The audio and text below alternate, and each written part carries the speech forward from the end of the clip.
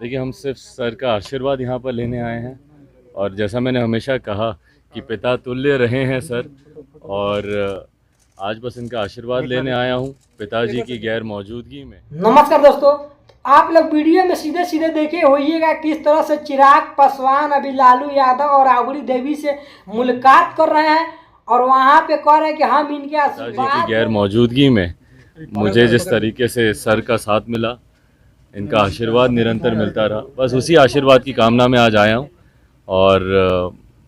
बस सर का साथ रहे, क्या आशीर्वाद चिराग रहे। पासवान अब आशीर्वाद के बहाने क्या आरजेडी के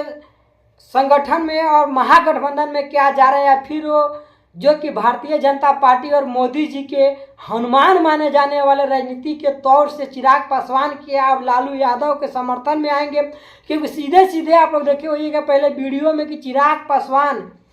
पहुंच चुके हैं लालू यादव के पास और तमाम वहाँ के उन लोगों के राजनीतिक मुद्दे पे चर्चा हुआ है। तो क्या इस बार अब तेजस्वी यादव के साथ चिराग पासवान मिलकर के बिहार में खेला करेंगे?